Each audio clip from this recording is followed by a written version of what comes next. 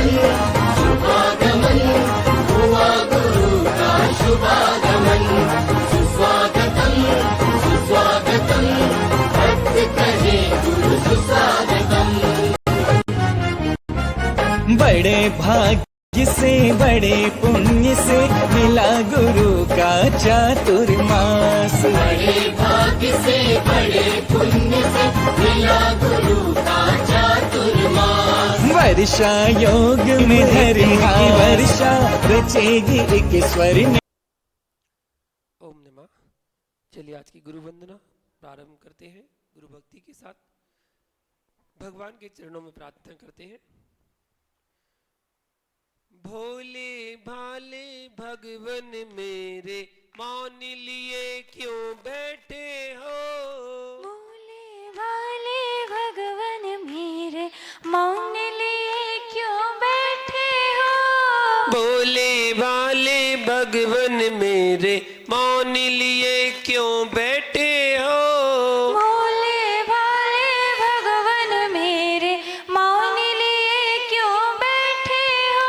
भूल हुई क्या हमसे भगवन, क्या तुम हमसे रूठे हो।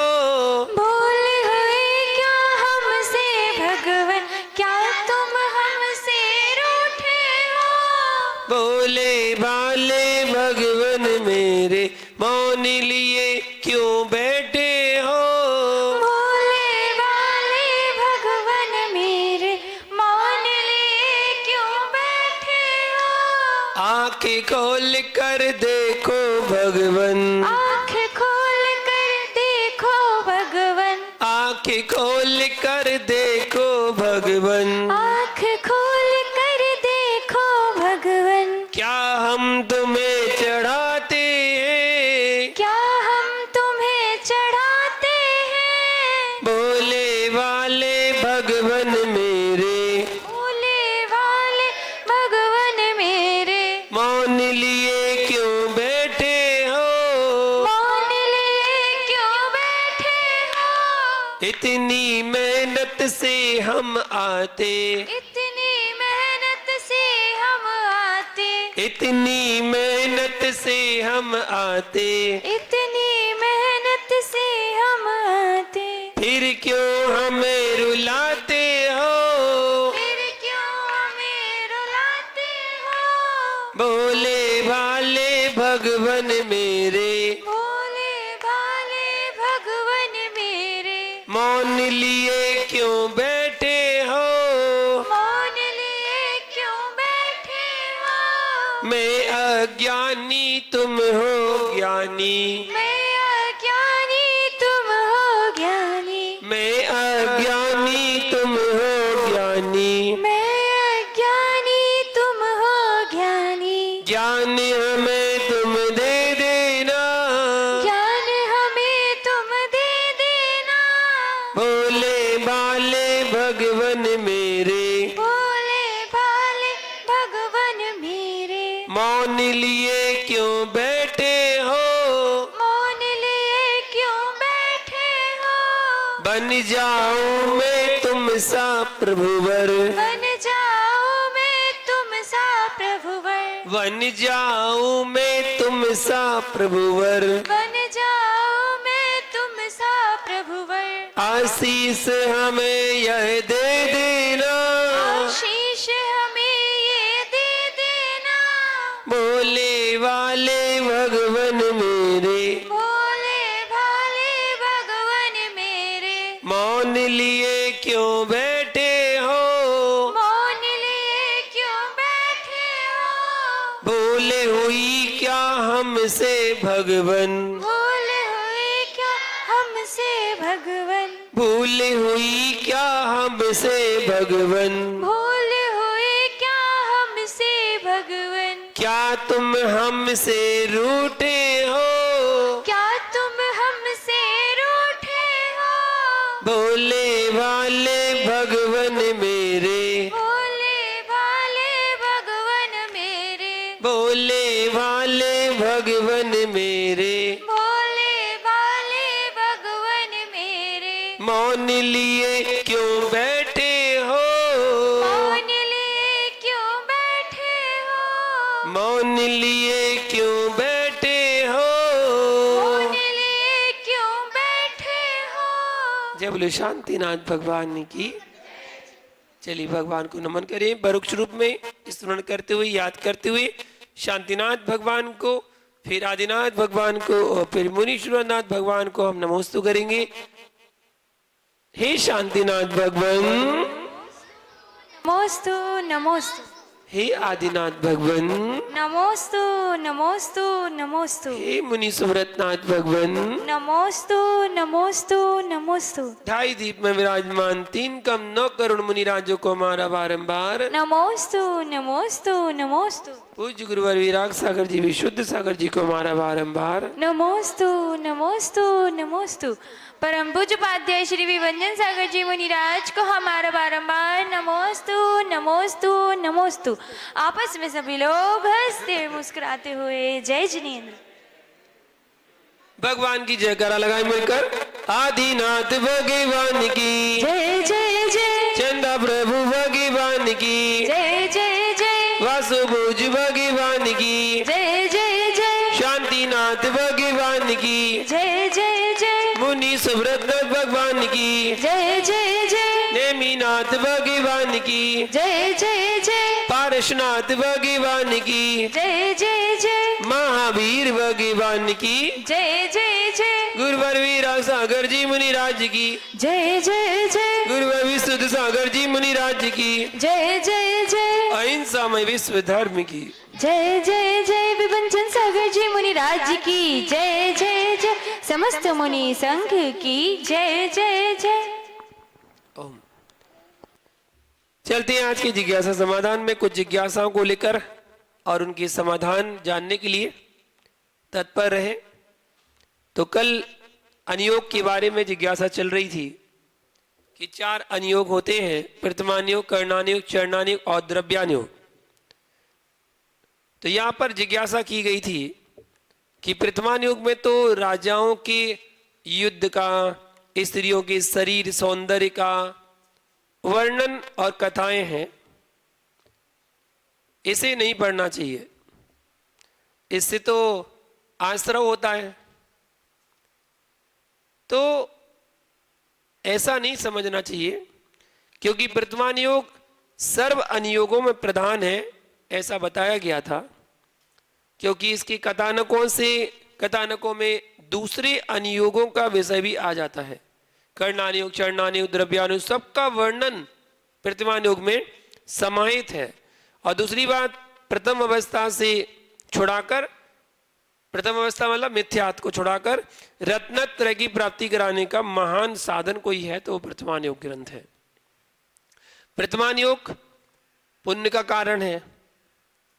पुनः जिज्ञासा कि प्रथमानियोग पुण्य का कारण है, और पुण्य तो है ही है, अतः वर्जनीय है, उसे क्यों पढ़े, क्या जरूरत है। तो देखिए, सर्वप्रथम पुण्य किसे कहते हैं, तो उसके लिए बताया पुनाति आत्मानमिति पुण्यम, जो आत्मा को पवित्र करे वो पुण्य है, अथवा जो जीवों को पाप से बचाता है वो पुण्य कहलाता है। आत्मा को पवित्र करने वाला मनुष्य सम्यक दृष्टि का पुण्य कहलाता है ना। और सम्यक दृष्टि का पुण्य नियम से संसार का कारण नहीं होता, अपितु मोक्ष का कारण ही बनता है आगे चलकर। इसलिए सम्यक दृष्टि को प्रयत्न पूर्वक पुण्य का ही अर्जन करते रहना चाहिए।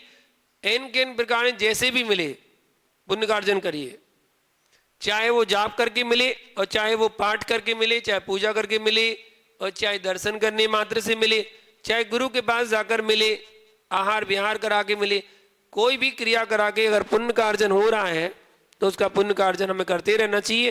क्योंकि वही पुण्य आगे चलकर आपको संयम धारण कराने में सहयोगी बनेगा, और वही पुण्य जब फलीभूत होगा तो आप भी एक दिन मोक्ष को प्राप्त करेंगे। चारों अनियोगों में भव्य जीवों का उपकारी कौन सा अनियोग? चारों अनियोग में हमारी ज्ञानी अम्मा का विचार है प्रथमानियोग। तो चारों अनियोग, प्रथमानियोग, कर्णानियोग, चरणानियोग, द्रव्यानियोग, इन चारों ही अनियोग जो है वो भव्य जीवों के लिए सम्यक उत्पत्ति में सहकारी हैं।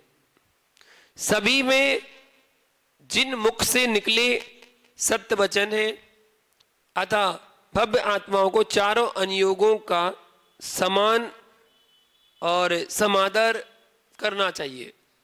चारों अनुयोग बराबर हैं। हमारी जिस अनुयोग को पढ़ने में रुचि होती है हम उस अनुयोग को पढ़ें और रुचि पूर्वक पढ़ें, तो जिससे हमारी एकाग्रता बढ़े और एकाग्रता बनेगी तो निश्चित और आगे स्वाध्याय करने की प्रेरणा मिलती है। चारों अनुयोग में पढ़ने का क्रम क्या है? तो प्रथमम कर्णम चरणम द्रव्यम नमः। जब समाधि भक्ति पढ़ते हैं तो उसमें सबसे पहले यही आता है। पहले प्रथमानुयोग पढ़ें, फिर परिणामों को संभालने की अपेक्षा अथवा बंध के कारणों वंद को कारणों से बचने के लिए चरणानुयोग का अध्ययन करें। तत्पश्चात शुभाशुभ से रहित शुद्ध अवस्था को प्राप्त करने के लिए द्रव्यानुयोग का अध्ययन करना चाहिए। यही पठन क्रम का उत्तम मार्ग कहा जाता है। पहले प्रथमानुयोग, फिर कर्णानुयोग, फिर चरणानुयोग और फिर द्रव्यानुयोग। ये क्रम से पढ़े जाते हैं। डायरेक्ट द्रव्यानुयोग पे मत पहुंच जाना। जिनवाणी की विनय किस प्रकार करना चाहिए? जिनवाणी को उठाते समय एक बार तो कम से कम उसको सिर पर लगा लेना चाहिए, मस्तक पर। जिनवाणी को मस्तक से लगाइएगा और सिर पर रखकर उठाना चाहिए। जिनवाणी को नाभि के नीचे स्थान पर ना रखें, ना ही उसमें थूक लगाकर पेजों को पलटे। जल्दबाजी में, फ्लो में, जैसे घर में नहीं नोट गिनते हैं तो नोट में थूक लगा देते हैं पलटने के लिए, वैसे जिनवाणी में थूक ना लग जाए, इस बात का ध्यान रखना चाहिए। और जिनवाणी के पेज आदि ना मोड़े। बोले यहां तक पढ़ लिया और मोड़ दिया, नहीं, मोड़ना नहीं चाहिए। बुक मार्क लगाइएगा, कोई चेपक लगा दीजिए जिससे वहां पर रहे कि हमने यहां तक स्वाध्याय आपने कर लिया है। ना ही उसमें चावल आदि रख करके छेपा लगाएं, ना खुली छोड़कर जाएं। और जहां से उठाएं और जैसी उठाएं वहीं यथा स्थान पर विराजमान करना चाहिए।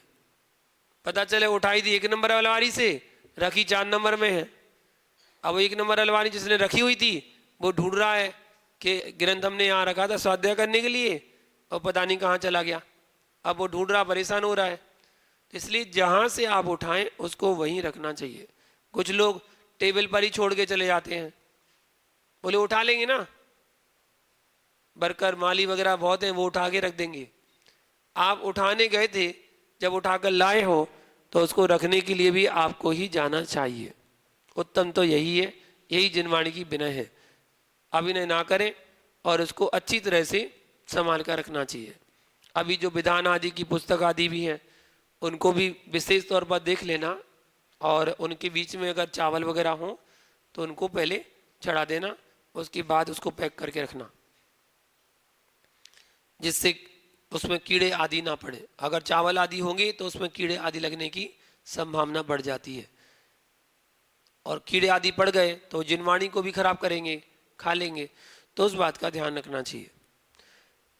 अगली जिज्ञासा है कि पूजा की पुस्तकें, पत्र पत्रिकाएं जिनमें मंत्र या भगवान के नाम लिखे हों, उनको उनके फटने, दीमक लगने पर उनका क्या करना चाहिए? अक्सर ऐसा होता है, दीमक लग जाती है, फट जाते हैं, किसी कारण से दीपक से आग पकड़ गई, जल गया, तो क्या करना चाहिए उस समय? देखिए, जैसे खंडित प्रतिमा को अगाध एवं तीव्र प्रवाहित जल राशि में विसर्जित करने का उल्लेख मिलता है कि तीव्र जल राशि जब बह रही हो तब उसमें उसी आधार पर जीर्ण शीर्ण जिनवाणी को भी ऐसे स्थान पर प्रवाहित कर सकते हैं जिसकी धारा तीव्र मात्रा में बह रही हो। प्रवाहित करने के पूर्व सावधानी पूर्वक देख लें कि उन जिनवाणियों में कोई जीव राशि तो नहीं है। पता चला जीव राशि थी और आपने बहा दी तो वो तो वैसे ही मर गए। उसमें रक्षा के लिए तो बहाई थी, लेकिन वो पहले आपने मार दिए। तो अच्छी तरह से देख लेना चाहिए कि उसमें कोई जीव राशि ना हो, उसके बाद उसमें सावधानी पूर्वक प्रवाहित करना चाहिए। वर्तमान में प्रकाशित साहित्य पत्रिकाएं आदि जो होती हैं वो प्लास्टिक आदि की होती हैं, तो उसमें एक अलग ही डिफरेंट लेमिनेशन होती है, और ऐसी लेमिनेशन होती है कि वो जलती भी नहीं है, जल में नष्ट नहीं होती है, गलती नहीं है। अतः ऐसे साहित्य को जो पूर्णतः फट चुका है और जो उपयोग हुए नहीं है, उनमें दीमक लग गई है, जीव उत्पन्न हो रहे हैं, उसको जीव राशि रहित करके और उसका विसर्जन अच्छे से कर देना चाहिए। और फिर उसकी जो पर्याय बदली राख आदि हो गई तो उसको मिट्टी आदि में डाल देना चाहिए, जिसमें किसी के पैर भी नहीं पड़ेंगे और उसका विसर्जन हो सकता है। और एक उत्तम उपाय, अभी नया लेटेस्ट नई जनरेशन है, तो नया ज़माना है, नई नई टेक्नोलॉजी है, तो इसलिए उसमें बहुत कुछ किया जा सकता है। अभी रिसाइकल की मशीन चल गई है, तो जितने भी कागज़ के सामान होते हैं उनको रिसाइकल करके न्यू पेपर बना दिया जाता है, बिल्कुल नया। तो उससे फिर जिनवाणी का प्रकाशन फिर से किया जा सकता है। तो उसको गलाकर और गलाने के बाद उसमें पुनः कागज़ को निर्मित करके बना दिया जाता है। तो दिल्ली में एक संस्था है जिसमें सालों से इस काम में लगे हुए हैं वो, और पूरे दिल्ली में जितनी भी मंदिरें हैं, जितने सभी मंदिरों से, सभी के घरों से पहले मंदिरों में इकट्ठी होती हैं और फिर मंदिरों से उस मंदिर में इकट्ठी होती हैं जहाँ पर वो इकट्ठा किया जाता है। कृष्णा नगर कॉलोनी है, वहाँ पर पूरा का पूरा साहित्य इकट्ठा किया जाता है। और जो वो दादी हैं वहाँ पर जो देखती हैं, वो क्या करती हैं, जितना भी मटेरियल आता है धर्म का तो वो छांटती हैं। उसमें जो ग्रंथ आदि आते हैं पूरे पूरे और अच्छे ग्रंथ हैं, उसमें कोई कीड़ा आदि नहीं लगे हैं, ना कोई फटा है, बस केवल आप पढ़ते नहीं हैं सो आपने रद्दी में भिजवा दिया, तो वो उनको इकट्ठा कर लेती हैं, इकट्ठा रखती हैं। और इकट्ठा रखने के बाद कोई साधु वगैरह आते हैं तो उन साधु को वो लिस्ट दिखा देती हैं, लिस्ट बना के रखती हैं कि हमारे पास ये ग्रंथ है, अगर आपको इनमें से कोई आवश्यकता हो तो आप ले लीजिए। तो साधु उनमें से एक आध दो ग्रंथों ले ही लेते हैं, तो उसको जिनवाणी भेंट करने का भी अवसर मिल जाता है। सो वो एक काम पहले ये कर देती है, उसके बाद जो वेस्टेज होता है बिल्कुल उसको वो रिसाइकल के लिए पहुंचा देती है। तो उनका ट्रक भर के पूरा रिसाइकल के लिए जाता है, पूरा पहले जोड़ते रहते हैं, उसके बाद जब ट्रक लायक हो जाता है तो पूरा सामान भेज देते हैं, तो रिसाइकल हो जाता है। लेकिन कुछ लोग क्या आती कर देते हैं, आती नहीं करना चाहिए। अब वो देखो फ्री में काम कर रही हैं, मतलब कुछ भी ना उनका लेना देना पैसा, वो तो अपनी सेवा है जिनवाणी की, वो ऐसा करती हैं। तो लोग बात उनको क्या करते हैं, जो दीपावली के दीपक होते हैं ना वो भी पहुंचा देते हैं। दीपावली के पूजा के लिए जलाए, सो वो पूजा के बुझे हुए दीपक होते हैं, सो वो उन्हें बोरी में भर के और उसी में कागज जो किताब और सब भर के और पहुंचा देते हैं। लो अब मिट्टी का क्या करें भैया, मिट्टी के दीपक का। इतना तो श्रावक को दिमाग लगाना चाहिए कि रिसाइकल केवल कागज का करते हैं, तो कागज का कोई कागज फटा हुआ हो, फोटो वगैरह हो तो वो बेच दें तो चलो समझ में आता है, मिट्टी के दीपक बेच देते हैं। प्लास्टिक की लेमिनेशन वाले वो बेच देंगे, कैलेंडर आदि बेच देंगे। और अम्मा ने बताया था मुझे वो, और कह रहे थे जितनी भी घर की वो सील्ड वगैरह होती ना, वो सील्ड बेच देते हैं। सील्ड में जिनमें फोटो लगी रहती है, बोले फोटो बाकी भेजना होती ना तो वो सील्ड भेज दी, मुझे सील्ड डली है, वो छोटी छोटी बड़ी ऐसी लकड़ी वाली बहुत सारी सील्ड डली हैं। तो वो कहती है इनसे तो परेशान हो जाते हैं, इनसे तो जगह भी गिरती है और काम के भी नहीं है वो। तो विवेक पूर्वक कार्य हमें करना चाहिए, जैसे बने जिनवाणी की उचित विनय करना चाहिए, ठीक है। और किसी कवि की रचना में जहां उनका नाम आता है, बहुत अच्छी जिज्ञासा है, ध्यान से सुने, अक्सर लोग बदलते हैं इसको, वहां पर श्रावक क्या करते हैं, दास शब्द जोड़ देते हैं, दास, या भक्त जोड़ देंगे, भक्त है, अथवा सीधा सीधा अपना नाम ही बोल देंगे, अपना नाम पढ़ लेते हैं और भगवान की भक्ति करते हैं। तो क्या कर सकते हैं या नहीं, क्योंकि उस समय कवि के स्थान पर हम पूजा कर रहे हैं और यह भाव हम भगवान से निवेदित कर रहे हैं, तो वहां पर हम अपना नाम बोल सकते हैं क्या? बिल्कुल नहीं। किसी भी कवि की रचना का पाठ करते समय हमें सबसे पहले मुख्यतः जिसकी रचना है उस रचना के माध्यम से अपने भावों को विशुद्ध बनाने का एकमात्र अभिप्राय रखना चाहिए। और जो कवि की रचना है उस कवि का नाम पहले जरूर बोलना चाहिए। मुख्यतः तो भगवान के गुणों का आराधन है, लेकिन पाठकर्ता का नाम हमें नहीं बदलना चाहिए, उसका नाम जरूर बोलना चाहिए। इसमें दोष आता है यदि उसके स्थान पर आप अपना नाम बोलते हैं तो। हाँ, उसके समान आप भक्ति कर रहे हैं तो पहले उसका नाम बोल के फिर अपना नाम बोले तो चलो समझ में आता है कि उस जैसी भक्ति आप कर रहे हैं, क्योंकि वो भाव उसके थे, जो उसने रचना लिखी है वो भाव उसके थे। अब आप अपना नाम बोलोगे तो आपको तो चोरी का दोष लग जाएगा, आपने उसकी रचना को चुरा लिया तो दोष लग जाएगा। इसलिए आपको उसका नाम पहले बोलना है। जैसे वो तुमसे लागी लगन में आता है ना लास्ट में, पंकज व्याकुल भयो, तो लोग क्या कहते हैं, सेवक व्याकुल भयो। पंकज का नाम ही अलग कर दिया। भाई जिसने पंक्तियां बनाई हैं उसका नाम तो पहले आना चाहिए। वो तो उसके भाव थे जो उन्हें अपने भावों को लिपिबद्ध कर दिया, तो उसके भावों को आप कैसे ले सकते हो। हाँ, आपके भी उस जैसे हैं तो पहले उसका बोल दो और फिर अपना बोल देना चाहिए। शास्त्र पढ़ते हैं लेकिन समझ में नहीं आता तो क्या करना चाहिए, बार बार पढ़ना चाहिए। अगर शास्त्र पढ़कर समझ में नहीं आता है तो क्या करना चाहिए, भैया दही को एक बार बिलोने से मक्खन नहीं निकलता कि एक बार बस हाथ फेर दिया और मक्खन निकल आए। एक बार बिलोने से मक्खन नहीं निकलता, उसको बार बार बिलोने से ही मक्खन निकलता है। इसी प्रकार तत्व को समझना है तो एक बार नहीं, बार बार अभ्यास करना पड़ता है, तभी जाके हमें वो समझ में आता है। अन्य कवियों ने भी कहा है इसके बारे में। कौन? करत करत अभ्यास के जड़मती होत सुजान, है ना। अभ्यास करने से क्या होता है, जड़मती बुद्धि, जो मूर्ख है, मूढ़मती है, ऐसा व्यक्ति सुजान हो जाता है। फिर आप तो सन्मति हो, आपकी बुद्धि तो वैसी तेज है, और कामों में कितनी तेज चलती है। स्वाध्याय में तेज चले चाहे, और कामों में तो बहुत बढ़िया चलती है, जबरदस्त वाली। प्रतिज्ञा ग्रहण करने का क्या क्रम है, प्रतिज्ञा ग्रहण करने का क्या क्रम। सर्वप्रथम वस्तु के स्वरूप का निर्णय करना चाहिए, उसके पश्चात द्रव्य, क्षेत्र, काल, भाव इत्यादि का समीचीन प्रकार से विचार करना चाहिए, और फिर विचार करके रागादि विकार भावों को दूर करने के लिए आचार्य भगवान, मुनि आदि पूज्य पुरुषों के समक्ष अपनी योग्यता अनुसार व्रतों की प्रतिज्ञा करना चाहिए।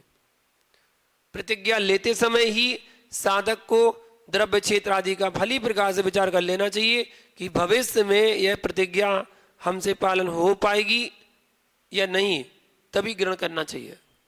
जैसे आपने देव दर्शन करने का नियम ले लिया कि हम प्रतिदिन देव दर्शन करेंगे, ठीक है, और आप तो स्त्री हैं, महिला हैं, तो महिला के साथ तो ऐसा समय नहीं आता है कि जब वो रोज भगवान का दर्शन कर पाए, ऐसा तो उसके समय में नहीं आता है।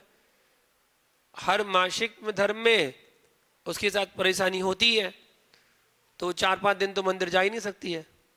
जब जा ही नहीं सकती तो आपका तो नियम है कि हम आजीवन मंदिर दर्शन करने का नियम है हमारा, रोज मंदिर जाते हैं, तो फिर तो मंदिर का नियम टूट जाएगा। तो फिर क्या करना चाहिए, इसलिए द्रव्य, क्षेत्र, काल, भाव की स्थिति को देखकर पहले अच्छी तरह से निर्णय करना चाहिए, उसके बाद कोई प्रतिज्ञा को लेना चाहिए। आप पहले सोचो कि आपका बच्चा विदेश में पढ़ता है, विदेश में जॉब करता है, तो आपको विदेश भी जाना पड़ेगा। विदेश की फ्लाइट कितनी बड़ी है, कितना समय लगता है, यहाँ का समय और वहाँ के समय में कितना अंतर है, वहाँ पर क्या रहेगा, कैसा माहौल रहेगा, वहाँ पर मंदिर कितने दूर है, 25 किलोमीटर है, 40 किलोमीटर है, कैसे जाना होगा, जा पाएंगे नहीं जा पाएंगे। सारी स्थिति को जानो, पहले अपने अंदर ही चिंतन करना है आपको, किसी को बताना थोड़ी है, एक्सप्लेन थोड़ी करना है। आप तो अपने अंदर झांको कि हम कर क्या रहे हैं। तो इसलिए नियम लो तो पहले सोच लो कि हो सकता है कभी हम विदेश गए, वहाँ पर मंदिर नहीं मिला तो उसकी छूट। ठीक है, मान लो भारत में ही सफर कर रहे हैं और कोई ट्रेन जो है वो 24 घंटे टाइम लेती है। अब 24 घंटे में आपको भोजन पानी दर्शन नहीं मिल रहा है। अब क्या करोगे?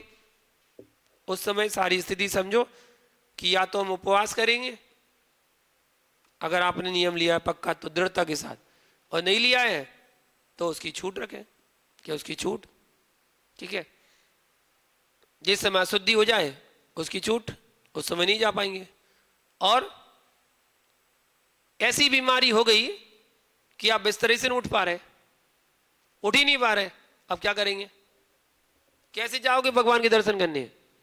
नहीं जा पाओगे। तो फिर क्या करना? इसलिए हारी बीमारी की ऐसी छूट कि जब हम बिस्तर से भी ना उठ पाए, कंडीशन बोल देना, वरना आज जुकाम है, आज मंदिर नहीं जाते हैं। लो, एक हल्का सा जुकाम क्या हो गया, मंदिर छोड़ दिया, खाना खाना छोड़ दोगे क्या? है? फोन पे बात करना छोड़ दोगे क्या? टीवी देखना छोड़ दोगे? नहीं, कोई काम नहीं छोड़ेंगे। क्या छोड़ दो? अच्छा, दुकान पे जाना छोड़ देंगे क्या? जॉब पे जाना छोड़ देंगे क्या? नहीं, कोई काम नहीं छोड़ेंगे। बस छोड़ा क्या? जुकाम हो गया था इसलिए मंदिर चले गए थे। वो हमारा नियम है ना, हारी बीमारी की छूट। हारी बीमारी तो रोज ही रहनी फिर तुम्हारे ने। रोज कभी हाथ दर्द करेगा, कभी पैर दर्द करेगा, कभी सर दर्द करेगा, कभी गला दर्द करेगा, कभी पेट दर्द करेगा, है ना? कभी जुकाम हो गया, कभी खांसी हो गई, कभी आंख दर्द कर रही, कभी कान दर्द कर रहा, कभी लूज मोशन लग गए, कुछ भी हो सकता है। हारी बीमारी है ना, मंदिर जाना बंद? ऐसे नहीं। हारी बीमारी वो कहलाती है जब आप बिल्कुल बिस्तर से उठ ही नहीं पा रहे हैं, ऐसी स्थिति आ जाए, उसकी छूट। ये स्थितियों को जाने समझे, और इसमें एक और प्लस कर दिया, पहले शास्त्रों में नहीं थी, अब उसको प्लस करना पड़ा, लॉकडाउन का। अगर लॉकडाउन लग गया तो क्या करेंगे? तो उसकी छूट। लॉकडाउन है तो दर्शन करने नहीं जा पाएंगे, उसकी छूट। अब तो सोच के चलना, पता नहीं कब लग जाए। पहले नहीं था ना कभी, शास्त्रों में उसका वर्णन नहीं लिखा, अब लेकिन आ गया तो लिखना पड़ेगा। आगे के सांस लेके जाएंगे तो उसमें लिखा जाए प्लस लॉकडाउन। लॉकडाउन में आप भगवान के दर्शन नहीं मिल पाएंगे तो क्या करेंगे?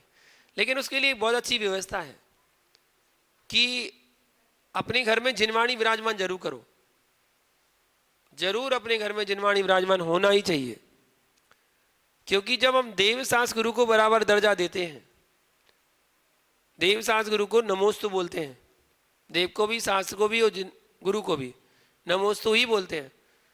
तो देव हमारे मंदिर में विराजमान हो नहीं सकते, गुरु विराजमान हो नहीं सकते, अब क्या बचा?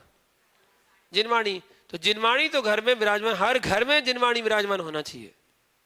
एक मंदिर का अपना आला अलग से बनाना चाहिए, कमरा अलग से बनाना चाहिए छोटा सा, जिसमें आपके शास्त्र रखे हो, जिसमें आपके मंगल कलश आदि रखे हो, जिसमें आप जाप कर सकते हो, जिसमें आप दीपक जला सकते हो, आदि आदि जो भी काम है आप कर सकते हैं। तो ऐसा एक मंदिर का आला, मंदिर का स्थान घर में जरूर बनाना चाहिए और जिनवाणी विराजमान करना चाहिए, और प्रतिदिन उस जिनवाणी का स्वाध्याय करना चाहिए।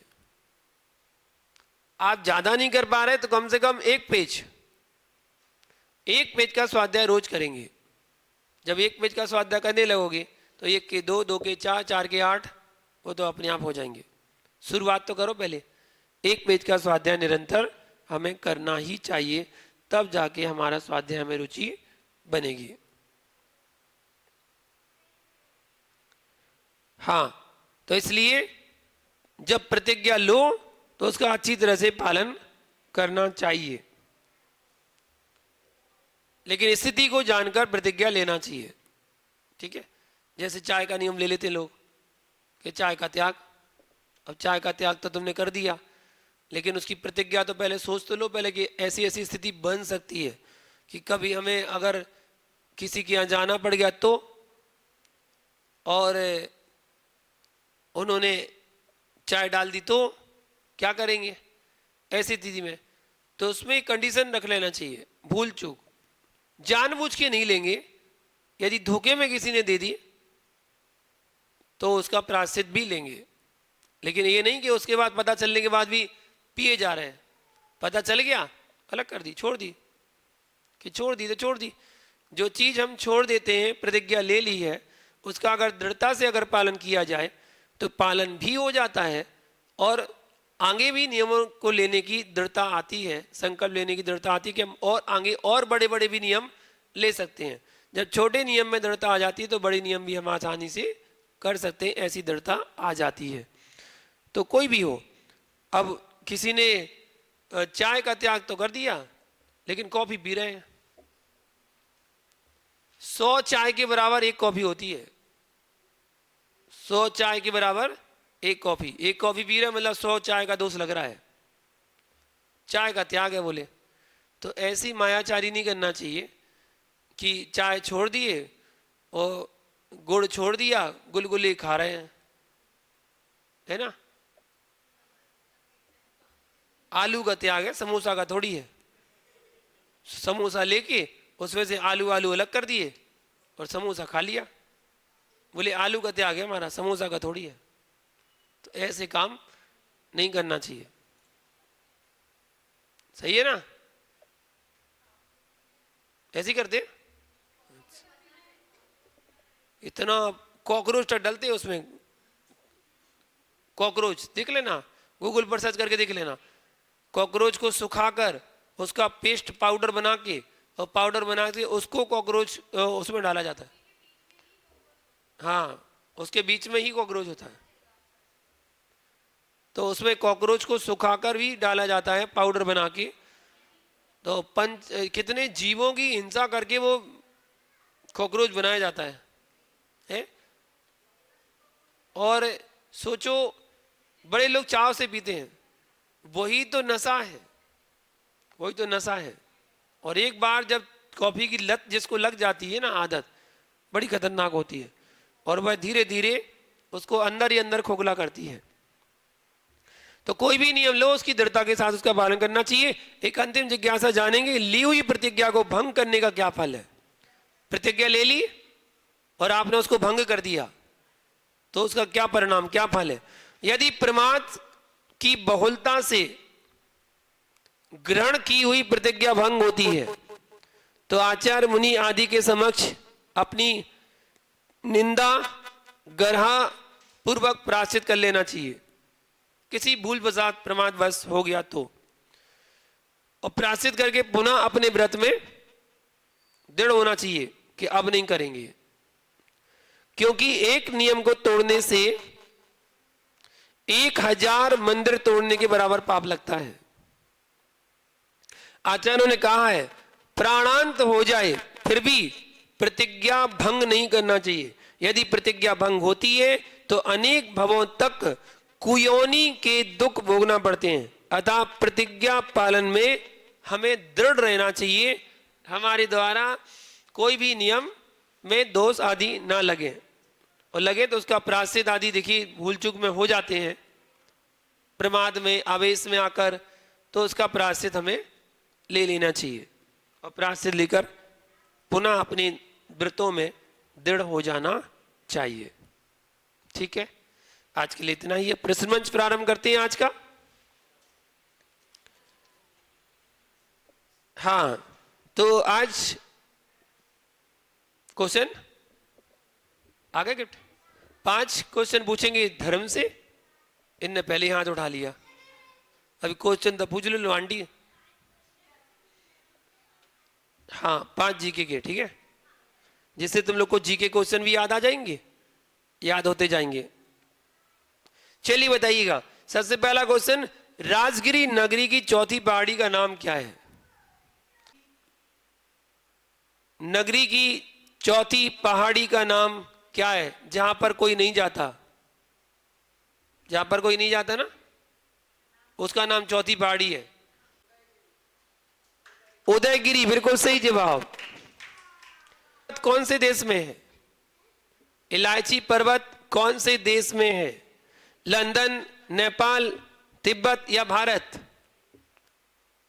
इलायची पर्वत कौन से देश में है? सर्च मत करो, बिना सर्च करी बताओ, अगर लगा बता सको तो। देख के बताया तो क्या बताया, है ना? गाड़ी की बता बेटा। कि हिंदुस्तान, कि इंडिया, कि भारत? ऐसे कैसे की बात है? भारत में भारत, इंडिया में ई अद न डी या, हिंदुस्तान में ही हिंदुस्तान, बड़ा शब्द है। कौन सा? एक ही बात नहीं, एक बताओ, एक सही करेंगे हम बस, 3 में से एक सही करेंगे, पक्का? बिल्कुल सही जवाब ये भारत ही रहेगा, ठीक है ना।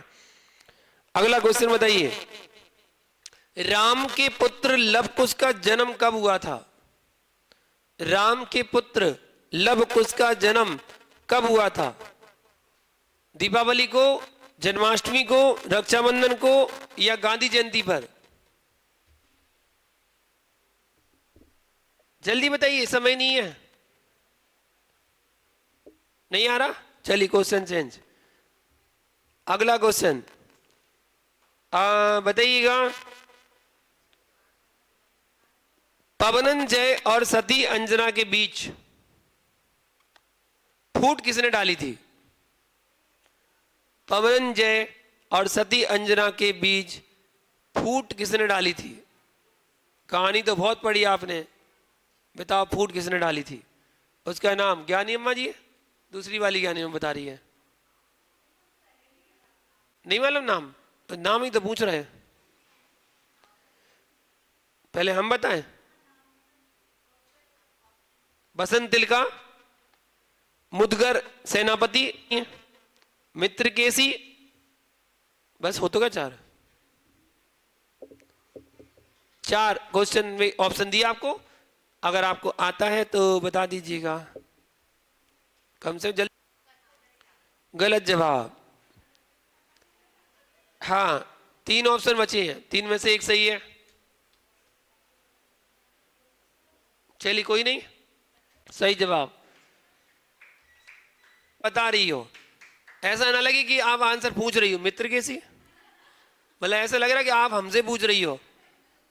हाँ, नहीं पूछ रही हो कि बता रही हो कि मित्र कैसी, अब हम बोले हाँ ठीक है, ऐसे नहीं। चलिए अगला क्वेश्चन बताइए, भारत में सर्वाधिक प्रसार वाला हिंदी दैनिक समाचार पत्र कौन सा है? हिंदी दैनिक समाचार पत्र, बिल्कुल सही जवाब, दैनिक भास्कर। आपको बताना है,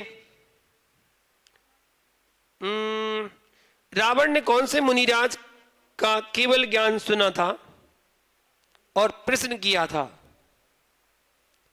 रावण ने कौन से मुनि का केवल ज्ञान सुना था और प्रश्न किया था?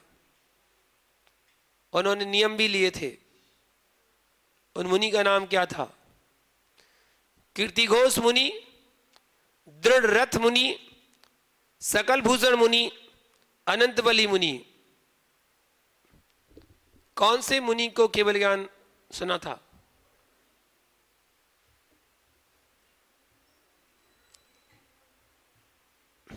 इतना टाइम लगा रहे, ऑप्शन देने के बाद भी जवाब नहीं दे पा रहे, तो क्या करोगे बताओ आप लोग? तुक्का तो लगा, ऑप्शन है 4 में से एक तो सही है ही, ये तो पक्की बात है। बताइए अभिलाषी जी। गलत जवाब, ऐसी बताते जाओ जल्दी जल्दी बस।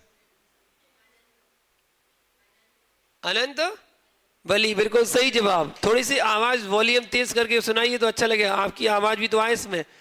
अब जब अनंत बली, फिर इनसे पूछो, फिर अनंत बली, और जब आंसर बताओ ना अनंत बली, जब आंसर कन्फर्म अपना खुद का हो ना, तब तो है अनंत बली, जैसे यही सबको यही बोल देंगे, है ना। चलिए बताइए, अगला क्वेश्चन है, चल रहा है बेटा, आगे पीछे चल रहे हैं, धर्म का भी चल रहा है, क्वेश्चन का भी चल रहा है, उसमें भी चल रहा है, दोनों चल रहे हैं। आपको आ नहीं रहा तो क्या करें बताइएगा। श्री कृष्ण की मृत्यु किसके हाथों हुई थी? श्री कृष्ण की मृत्यु किनके हाथों हुई थी? ये तो बिना उसके ऑप्शन का पता है सबको, इतना भी नहीं पता होता तो क्या पता होगा बताओ। ये बता रही हैं, 2 मिनट तो खड़े होने में लगेंगे। जरत कुमार, बिल्कुल सही जवाब, जरत कुमार के हाथों हुई थी। अगला क्वेश्चन सुनिए, पंसारी को क्या कहते हैं? गुजरात प्रांत में पंसारी को क्या कहते हैं? ऑप्शन चौरसिया, चौधरी, तेली या गांधी? बताइए। सही जवाब, गांधी कहते हैं। पंसारी को क्या कहते हैं? गांधी कहते हैं। अगला क्वेश्चन सुनिए। श्रवण बेलगोला किस जिले के अंतर्गत आता है? जिले का नाम बताइए। बताइए, वो तो प्रांत है। जिला और प्रांत में अंतर तो बताइए। हाँ बता बेटा। सही जवाब, हासन जिले में आता है। हासन जिला है, कर्नाटक प्रांत है। अगला क्वेश्चन जीके का क्वेश्चन है, सुनिएगा। रजिया बेगम किस मुस्लिम शासक की बेटी थी? रजिया बेगम किस मुस्लिम शासक की बेटी थी? बाबर, जहांगीर, इल्तुतमिश, अकबर? एक ही बार बोलते हैं। हाँ बताइए। गलत जवाब। देखो आ नहीं रहा ना, इसलिए बोले बाबा बाबा बाबा बाबा बाबा। गलत जवाब। बस दो ऑप्शन शेष हैं, दो में से एक सही है और एक गलत है। दो ऑप्शन गलत हो चुकी हैं, एक सही, दो में से एक सही एक गलत। हो तो गया, दादी ने एक ले तो लिया, दो दो चार चार लेके जाएगी क्या? हाँ अभिलाषी जी का हो गया? नहीं हुआ अभी? बताइए। अकबर, बिल्कुल आंसर गलत है।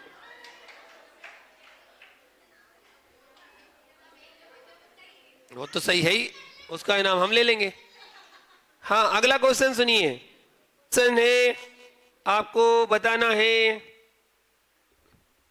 गिरनार जी में कुंद कुंद आचार्य का कौन से श्वेतांबर साधु से वाद विवाद हुआ था? उन साधु का नाम क्या था? मणि भट्टाचार्य, गुण भट्टाचार्य, शुक्लाचार्य, सील भट्टाचार्य? कौन से श्वेतांबर साधु के साथ विवाद हुआ था? हाँ बताइए। आज दोनों को मिल जाएंगे नाम। बिल्कुल सही जवाब, शुक्लाचार्य। और तीन भट्टा भट्ट हो गए। अगला क्वेश्चन, जितने भाई गिनती रही हो। कालीबाड़ी के भिखारियों को जूड़ी पत्तल मतलब झूठी पत्तल सिर पर उठाकर गंगा में कौन फेंकने जाते थे? सुनो, बहुत महान बड़े प्रसिद्ध व्यक्ति हुए वो। कालीबाड़ी के भिखारियों की झूठी पत्तलें सिर पर उठाकर गंगा में कौन फेंकने जाते थे? कालिदास, गौतम बुद्ध, ईसा मसीह, रामकृष्ण परमहंस? कौन जाते थे? कालिदास। तुम्हारा हो गया? बताओ। हो गया ना? मिल गई ना? पटरान जी के नहीं हुआ? बताइए। बिल्कुल सही जवाब, रामकृष्ण परमहंस। समाधि भावना पढ़ने का नियम, ठीक है। तेरी छत्र छाया आप पढ़ेंगे और खाने पीने में कल का त्याग करेंगे। कल आपको छोले खाने का त्याग। जय बोलो शांतिनाथ भगवान की। चलिए इनाम दीजिए जल्दी से। परम पूज्य उपाध्याय श्री विभंजन सागर जी मुनिराज जी की। उल्टी जगह से बंटवा रही। हाँ बांटो जल्दी जल्दी बांटो।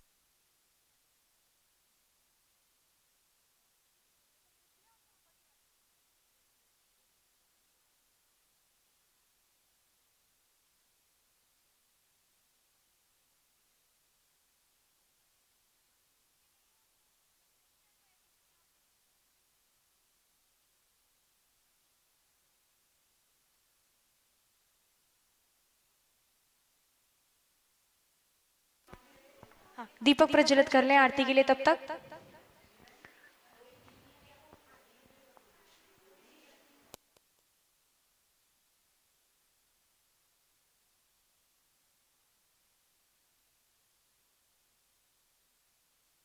मुहूर्त निहारो, आरती उतारो थारी मुहूर्त निहारो। वे भंजन सागर जी मुनिराज आज थारी आरती उतारो। क्षेत्र सुना गिरिजन मिलियो है, माँ जिन वाणी को धन्य कियो है। विराग सागर जी के लाल आज थारी आरती उतारो। वे भंजन सागर जी मुनिराज आज थारी आरती उतारो। ज्ञानी ध्यानी निर्अभिमानी, ज्ञानी ध्यानी निर्अभिमानी, शांति सुधार सिके हो दानी, शांति सुधार सिके हो दानी। वाणी है सुखकार आज थारी आरती उतारो। वे भंजन सागर जी मुनिराज आज थारी। कोमल काया छोड़ी माया, कोमल काया छोड़ी माया, जगी का नश्वर सुख नहीं भाया, जगी का नश्वर सुख नहीं भाया। छोड़ा सब परिवार आज थारी आरती उतारो। वे भंजन सागर जी मुनिराज आज थारी आरती उतारो। मोक्ष बधु तुम्हें को अति प्यारी, मोक्ष बधु तुम्हें को अति प्यारी। गुरु महिमा तुमसे जग जानी, गुरु महिमा तुमसे जग जानी। करो जगत उद्धार आज थारी आरती उतारो। वे भंजन सागर जी मुनिराज आज थारी। स्वर्ण रतन में आरती भाई, केवल ज्ञान मिले सुखदाई। युग युग जियो मुनिराज आज थारी आरती उतारो। वे भंजन सागर जी मुनिराज आज थारी आरती उतारो। चौथी आरती सिरी उपजाया, दर्शन देखत पाप पलाया। पांचवी आरती साधु तियारी, कुमति विनाशन शिव अधिकारी। शरण में ले लो मुनिराज आज